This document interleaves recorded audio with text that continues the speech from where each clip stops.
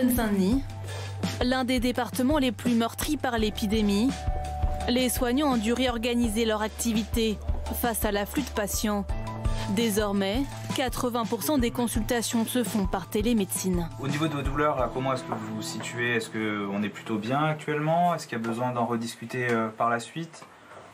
Je pense qu'il faudra qu'on en rediscute par la suite. C'est assez difficile en ce moment. Au niveau des douleurs neuropathiques, c'est pas évident.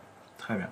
Moi, ce qui m'intéressait, c'est de voir comment, depuis quand vous pratiquez la téléconsultation avec le docteur, est-ce que vous en pensez?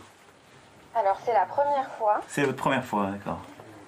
Et je pense que c'est une bonne solution dans le sens où j'ai un petit peu tardé à recontacter mon médecin parce que, étant donné la situation actuelle, je voulais pas forcément le déranger. Je savais qu'il y avait probablement énormément d'urgences à gérer. Auprès des sages-femmes et des infirmières, le président découvre des conditions de travail exténuantes et un manque permanent de masques et matériel médical. Et comment vous faites sur les vêtements, les blouses?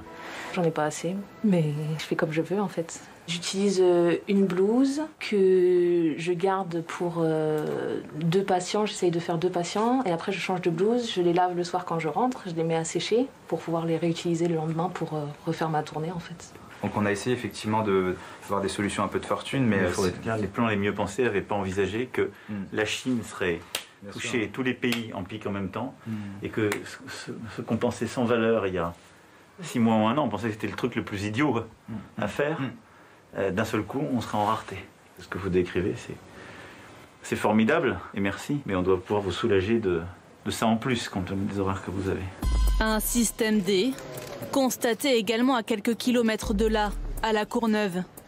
Emmanuel Macron y rencontre des travailleurs sociaux et des élus. C'est une vraie question. 15 000 masques, il y a les entreprises privées du territoire qui avaient un stock, des choses comme ça. On aurait été en rupture de stock. C'est-à-dire qu'y compris les commandes que nous avons faites, on ne les a pas encore été livrées. Ce qui fait qu'on a pu récupérer d'ores et déjà 15 000 masques. Je vais en avoir encore 10 000 qui vont être livrés demain via le privé. Voilà, c'est-à-dire que c'est vraiment un peu la débrouille. Dans la rue, il remercie les habitants restés chez eux. Car dans ce département, l'un des plus pauvres de France, le confinement est compliqué. Comme le montrent ces images d'une foule agglutinée autour du président, qui tente tant bien que mal de garder les distances de sécurité.